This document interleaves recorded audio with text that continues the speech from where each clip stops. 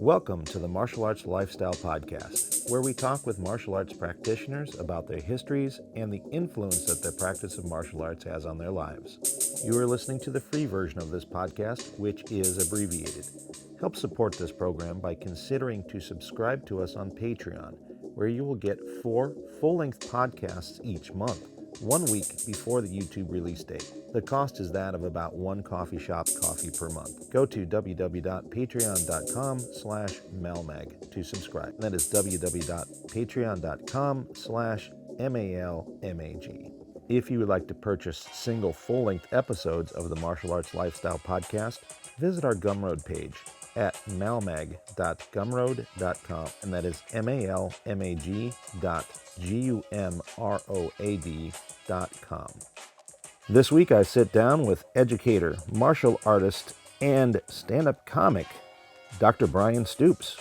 We talk about his history and how martial arts weaves in with all of those things that he does. Sit back and enjoy.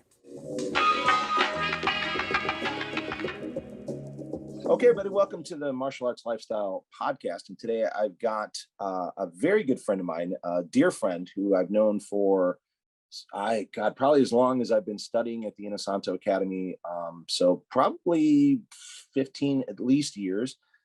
Used to be kind of local to me here in California, and then he moved off back to the East Coast. And I'm going to introduce him by his title, Dr. Bryan Stoops, because it makes him sound really cool. I don't know how accurate that is, but I appreciate it, buddy. Thank you. All right. Welcome to the show, Bryan. Really happy to be here, Tim. Thank you. You're welcome. There's a little inside joke about the doctor. I mean, not that I ever joked about it, but you remember the time we were sitting at lunch and I think I jokingly called you doctor, and someone at the table was like, "What? You're a doctor?" And you said, "Oh yeah, I got a PhD in education." He goes, "You're not a doctor." And I'm like, palm butt on the head, like, come on, dude. That's all right. Yeah. It's just that additional 3.5 years of classes, and then writing that 200-page research paper, just like everybody's done. Pretty standard stuff. Having people take it apart word by word, and yeah, exactly. Well, it makes for at least a funny little joke we can say every time we get together. It absolutely does. And just so we don't start off on the wrong foot, I earned that degree in 2011. It's been a really long time. At the time, it was very important to me because I had just done it. It was a lot of hard work, and I'm still happy I did it. I really don't take myself all that seriously, and I've never been one of those people. I used to work with a guy at a high school who also had a PhD, and he would give detention if any of his students called him Mr. And I would be like, "Look, buddy, you are not helping our case. Like, it should." And I'm sure the clever kids are probably, "I did not see that coming." Right.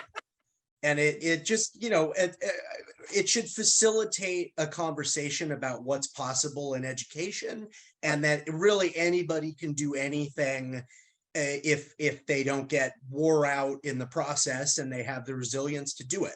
And that's really how I feel about it.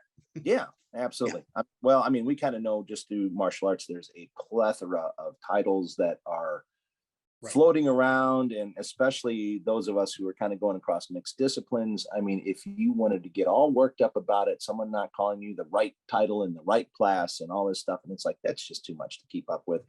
As long as someone isn't being blatantly disrespectful, it's like, we can talk about that kind of stuff later on, and you can implement it, or don't have to. It's not really as important as learning and moving forth. But I don't, and to speak to that, my students, I've always said, outside of class, I'm good with Bryan. In class, you have a number of titles you could default to. I usually go with Guru, just because I'm doing more Southeast Asian than any, it seems right, just based on what I'm usually teaching. And for my money, I like just a small degree of formality above. I know a lot of contemporary martial arts instructors are, oh, they should just, your students should call you by your first name, and there should be that whole thing. And for my money, it's like, well, how about we have like one small step of formality above that? We don't overdo it with the titles, and we don't start to get crazy. But in the same way, none of the high school students that I teach are ever going to be calling me Bryan. I'm sorry. Right. It's just Yeah, well, thing, that's a so yeah. it's a very different situation. Yeah, I for an example, there was a teacher who was my high school teacher in senior year of high school AP course. Now, the thing is, I had known him 6 years before because he's the father of my oldest best friend. And so I don't think there's any point that I ever called him Gary. It was always Mr. Wagle until I interviewed him for a ongoing documentary project I've been doing about teachers, my teacher in particular, formal and informal, and kind of tying it all together. It's still kind of a project that's in the works. It's been in the works for almost 2 decades at this point, because people I want to interview are all over the place. At that point, he's like, no, just call me Gary. And I'm like, I think I'm okay with maybe calling you that now. As a Right. 30-some-year-old man, I Yeah. be kind of cool with that. Yeah. And I because he's insisted a few times now. So yes. I'm old enough now. I have a couple of former high school students that, they're young adults now, and they've gone into education, and they'll send me messages, and it's very humbling that way. I did a lesson on such and such today, and I stole from you, and that just makes me feel so good. And then they'll always, well, thank you so much, Dr. Stoops. And I'm like, I think we're good with Bryan. Yeah. And they're really like, that just sounds weird. Yeah. So I've definitely experienced it going the other direction as well. And but I also think in the same way, like if you were teaching a class, like I would just call you Guru Tim, or whatever. Like it's just that sort of, Yeah. It doesn't have to be the kind of thing, because I think that's the rhetoric that people would use to dismiss it. Well, you want everybody uncomfortable, you want everybody walking on eggshells. No, I don't. Again, I think a small measure of decorum and formality is just nice in the class environment. And then if everybody's going out for dinner after class, with the exception of Guru and Asanto, like we're all calling each other by our first names, because that's our collegiality, and that's our community, and that's what's comfortable. Right. Yeah, exactly. Yeah. A class needs to kind of move with some sort of order. And that's why, I tell people, look, if you're going to ask a question, do raise your hand and say Guru or Sifu or whatever. And one, it gets the teacher's attention. It also gets the attention of the class, because I think, I mean, we'll backtrack here in a second, because I think people are going, oh, I get it. Bryan's a teacher. And we'll kind of get into that in a second. But, I've taught, that at that level a little bit as well in Central Asia. And it's just like, I think we've heard this forever as students and as teachers. Like if one person has a question, probably other people have that question too. And I think the moment you kind of step into that formal mode, hand raise, excuse me, Guru, excuse me, Sifu, excuse me, Professor or Doctor, whatever, it at least grabs the attention of everyone else. And now there's a focus on this moment that hopefully is a learning moment. It's not for, I mean, I guess, obviously people use it to stroke egos, but, in and of itself, it's probably not meant that way, to be that way. Right. And that's certainly the absence of stroking of egos, I believe, is what's been modeled for us again and again and again within our lineage and all the other associated people, that Guru and Asanto usually, the people that stick, the people that seem to kind of fit and stay around within the years and the decades. I've seen that as well. Yes. And then we think about, since we're kind of multidisciplined, we look at, so the difference of formalities in the different arts. And I would say probably one of the more formal ones is Muay Thai and Shuto. I mean, definitely Shuto, but something that probably most people listening would be familiar with is Muay Thai. And we think of, like Ajahn Chai, and Ajahn Chai is not having us be that disciplined in the respect for him. It's clearly for what came before, and the whole thing, the culture and what have you. And that's why he keeps that fairly strict. And I think that's important, and, definitely not necessarily for him. And I'm sure people outside might argue that, but, being inside and around him and others for a while is definitely not that. Yes, I mean, and that's, I think as the years have gone on, you've also seen him, and I'm certainly can't be the only one who thinks this, he's gotten a little bit more explicit in his language about acknowledging his mortality, and Yeah. that, he's not going to be around forever, and he's building something within us Right. that is for us. And so I think that instinct, to make that why Right. a habit is, I think that's exactly right, as you're saying. It's initially that might present like, well, this is an in class disciplinarian modality, and then long term you ultimately realize, like so many things, well, no, this is for us, this is something, however painful this lesson is has been to learn. I mean, that discipline ultimately is for us, and is for our ability to perpetuate the same thing and then make it better for the people chronologically coming up behind us. Right.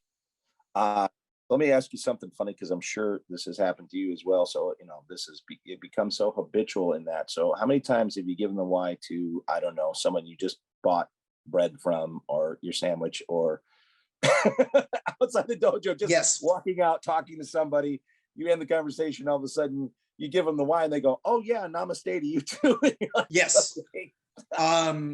Absolutely true story. Coming back from Oregon Thai camp, I handed my boarding pass to the lady at the gate. She scanned it, and when she motioned to hand it back to me, I absolutely did. With completely involuntary. Right. There Exactly. was no part. It just happened. I didn't want the lady to make me do push-ups.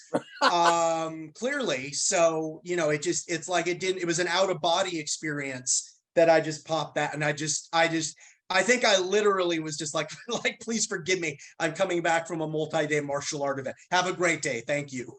That's pretty funny. And I'm betting a lot of those people working that boarding thing would wish they could give push-ups out to people, huh? I would imagine so. I would imagine so. I think they would enjoy that. Yes. All right, Bryan, let's take a step back. Let's talk about kind of what you do for a living. You're a teacher, educational teacher. You teach Yes. school. Yeah. So and I'm literally going to look at the clock, because it's, me very well. You get me talking about something I'm passionate about, and how many hours. So I don't want to, seriously, I don't want to go on and on and on. My work as an educator really is kind of entwined with my involvement with the lineage that we're both involved with today. I grew up kind of in the performing arts. I did that until my early 20s. Got a bachelor's in theater, and roundabout ended up moving to Las Vegas after getting my bachelor's about 1 month before 9/11. Oh wow! And that kind of decimated the tourism industry, and with it entertainment. And it was a very strange year. And I mean, I did fine financially, but it wasn't very fulfilling. There wasn't a lot going on. Moved back home. I had a best friend who was a teacher, and I had taught children's theater. I had taught stage combat. I had taught magic, like theatrical magic, like a magician, at one time or another. So I had subbed for a year while I was kind of, it's one of those good jobs that you can do while you're looking for, things in the performing arts. Now, can I ask, And was yeah, home go ahead. California, was home California? Because when I met you, you were Yes. living out in the Pomona area. Yes, that's so hometown is Diamond Bar, California. Okay. Which Dr. Mark Cheng makes his home there today, which is kind of it's such a small world. But that is the kind of eastern border of Los Angeles County, and that's kind of the southern border as well. As you go a little bit further south, you're in Orange County. You go a little bit further east, you're in San Bernardino County. So yes. And so when I made the decision to become a teacher, I just kind of stopped talking about my performing arts background. It's like I lived my life for so many years defining my identity in this way. I'm going, head first into becoming an educator. So I'm going to kind of set this down for a while and go become a teacher. And I actually did something, I don't know if they have them anymore. It's called an intern credential, which means I was teaching full-time while I was working on my credential in a really high needs kind of urban high school in Eastern Los Angeles County in Roland Heights. And so I did that for a year, saved my entire salary because I was living at home. I also had some savings from being a performer. Moved out and bought a little condo in Chino Hills, California, and started my second year of full-time teaching. And that was also the year that I started training with Sifu Bud Thompson in Whittier. Okay, so Sifu Bud is, I believe at this point, and if I'm wrong, I apologize, everybody, I believe Guru Inasanto's oldest active full instructor with a commercial school. If I'm not mistaken. You're correct. Yeah, I would, if you were to put that on a trivia thing for me to guess, I would say yes. That's and so I was, I had grown up. I'd do a couple months or a year of martial arts and then stop and then it was hit and miss growing up. But I was always reading about Guru Inasanto and Bruce Lee and all the other associated arts and instructors. And so for me, it was always, well, how do they study all that stuff at the same time? I was always fascinated. And I was always buying, Panther Productions VHS tapes and Unique Productions VHS tapes and right. Various people associated with the lineage. And so I started work immediately on my master's degree in educational technology. That was at Cal Poly Pomona. My master's thesis / project was half thesis, half DVD, because everybody's got to remember this was 2006. So this was cutting edge at the time. And it was a DVD about using Jeet Kune Do philosophy to make the classroom teacher functional. Oh, wow. Yeah. So you had essentially, and this might start fights, but I'm just going to go ahead. You had essentially your educator, Jun Fawn. You had the seminal, techniques, ideas, ways that you were going to classroom management, things like that. And then you had, having gone through those things for enough time, you had your educator Jeet Kune Do, which was what you were developing uniquely as a K-12 educator, rooted in all those foundational things, but you had developed that uniquely to work for yourself, and not only work for yourself, but thrive within the classroom. So that was actually my project at the time. And then wow. I wish I would have read. I tell you something amazing. I kind of did the same thing when I got hired to teach university in Kazakhstan. Very because cool. Not like that before, especially things like that. I got a degree in English. I got a degree in film communication, and so they're having me teach. And I walked into a classroom going, "Okay, what the hell do I do?" Well, first thing the department head said, "Well, there's a syllabus, but the syllabus is not a Bible; it's a guide."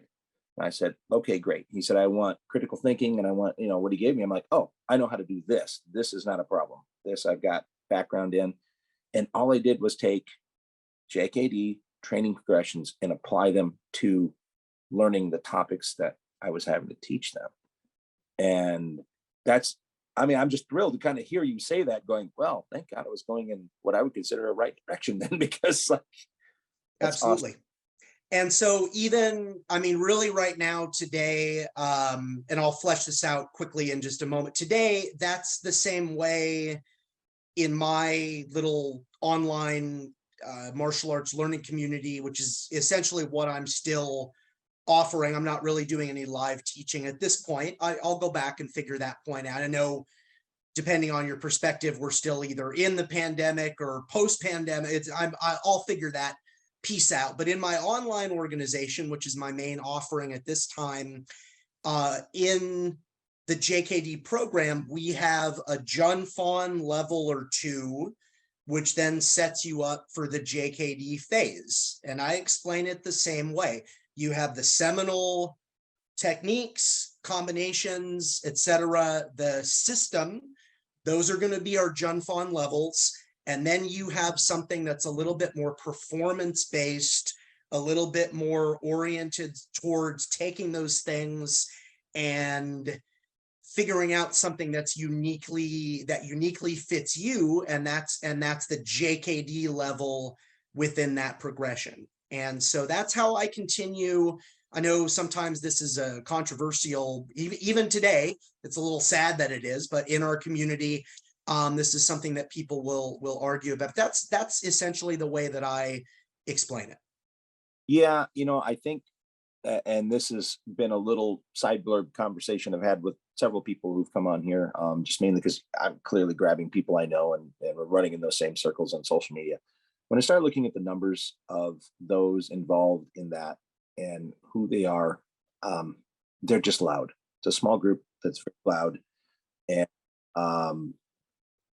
I think should be promptly ignored for the most part, to be honest with you, unless once they push blatant lies, then yeah, counter it, just so people don't get suckered into it. But for the most part, I would try to go sweeping up their mess behind them all the time, because it's they can be as controversial as they are mad about what you're doing or what I'm doing, or however long they want, or as loud as they want. But in the end, they don't pay your bills, and they're not correct.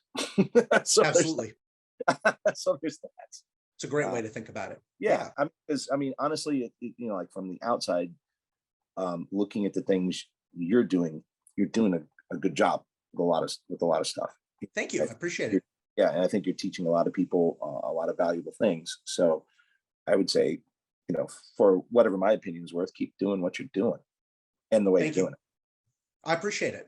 And I'm one of those people, I can easily be accused of seeing the world through rose-colored glasses. Again, I know that's rhetoric that people like to throw at people. I really am kind of one of those, like, I just wish everybody could get along better. And I know sometimes maybe how naive that makes me sound, because it's like everybody loses when we have that inability, and that goes beyond JKD, obviously. I mean, that's the entirety of martial arts. And this concludes the abbreviated version of the Martial Arts Lifestyle Podcast. Please click the like and subscribe buttons, as well as the notification bell. Also consider subscribing to the full-length podcast at www.patreon.com/malmag, or purchasing individual full-length episodes at malmag.gumroad.com. Thank you for listening to this episode with Dr. Bryan Stoops. Coming up next week is a big show. We have some drummers. We have Alex Acuna, Michael Dubin, and Euro Zambrano. Check out the Malmag store at www.martialartslifestylemagazine.com and click on the store tab. There, you will find a full selection of Timmy B's brand sticks for FMA and Krabi Krabong, as well as Timmy B's and Dos Manos t-shirts. Many more products coming soon. Also click on our courses tab to purchase online courses, right now featuring a course in the Dos Manos stick of FMA. More courses to come. This show is produced by Martial Arts Lifestyle Magazine.